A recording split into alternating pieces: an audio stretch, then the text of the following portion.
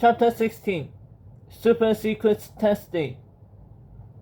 The next day, when George and Howard arrived at school, Mr. Krupp was overjoyed to see them. He met them at the front door, shook their hands enthusiastically, and gave them both big, sweaty hugs. "This can't be good," George said. "You're wrong," said Mr. Krupp. "It's the best day ever. It's a day I've been waiting for since I met you two horrible people. Let's all go to my office, shall we? I've got refreshments."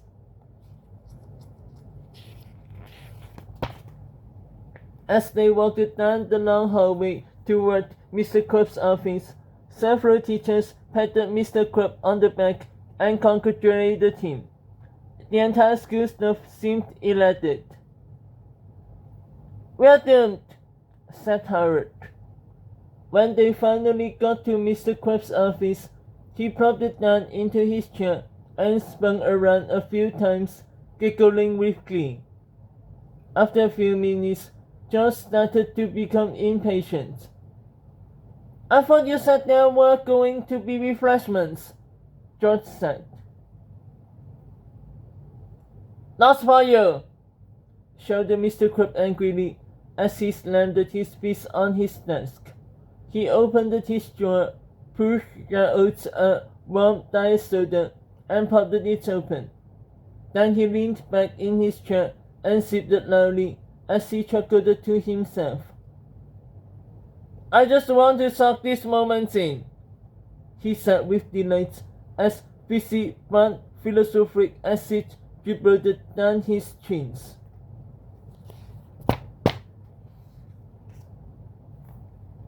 "You boys have really messed up this time," Mr. Krupp laughed. "You skipped the school on Super Secret Test Day." "Super Secret Test Day?" said Howard.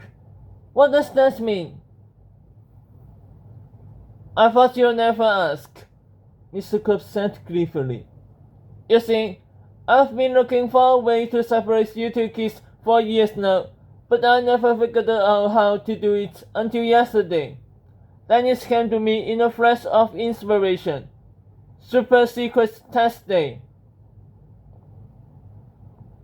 "What's so secret about it?" asked George. "You should be asking, what's so super about it?" said Mr. Krupp joyfully. "Because it just might be the crowning achievement of my entire career." George and Howard looked at each other nervously. Suddenly, the door opened and the school's math teacher, Miss Calculator, entered the room. She sneered down at George and Howard and poked her tongue out at them as she walked by. "Here are the figures you asked for," she said, handing Mr. Krupp a large manila envelope. "Thanks, Anita," Mr. Krupp said. He smelled the envelope like he was admiring the aroma of a gourmet meal. "It's a real shame you boys missed school yesterday," Mr. Krupp said. "Your teachers hated to do it, but they had to give you both zeros on all of your tests."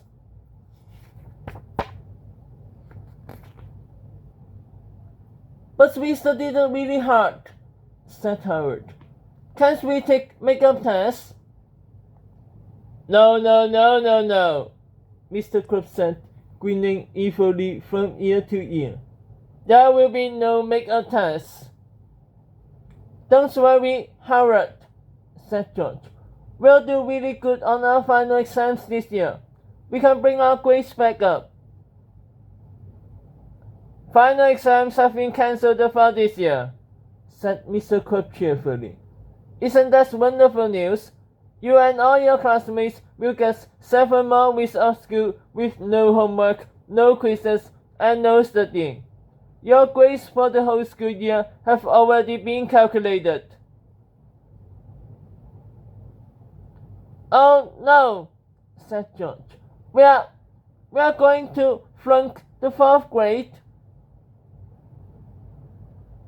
Actually, it's worse than that, said Mr. Crump, his teeth glistening in a grin so bright it seemed to stretch beyond the boundaries of his face. Normally, you wouldn't get this information until summer vacation begins, but I thought I'll be nice and show your grades early. Isn't that fun?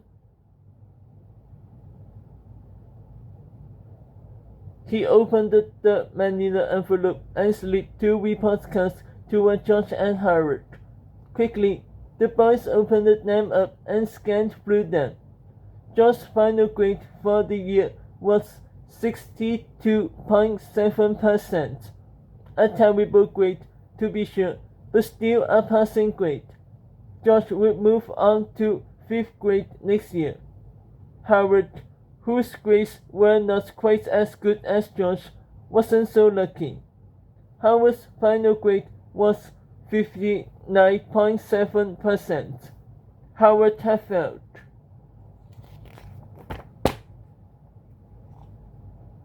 Oh, no!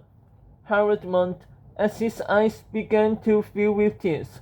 I'm going to flunk the 4th grade. Yeah, aren't that too bad? Said Mr. Crump with a delighted twinkle in his eyes. He looked up at Miss Calculator and they both burst into fits of laughter. There's nothing you can do about it either, Miss Calculator sneered. You two brats will be in different grades next year. You'll never see each other in school anymore. You'll have different teachers, different classes, and different friends.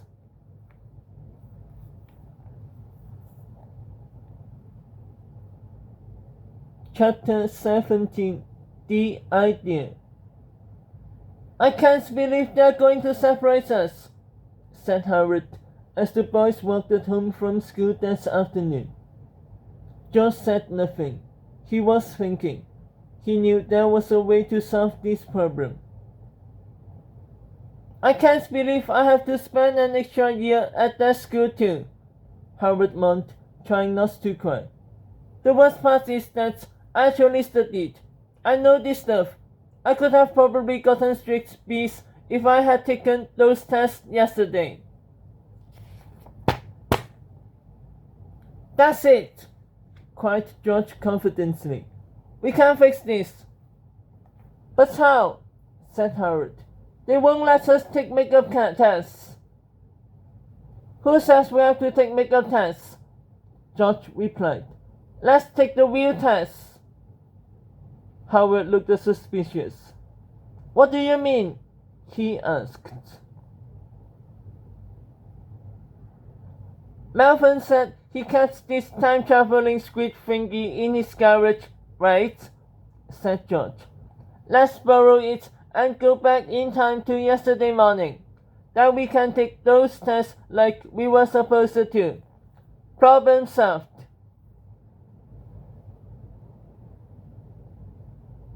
No way, Howard protested.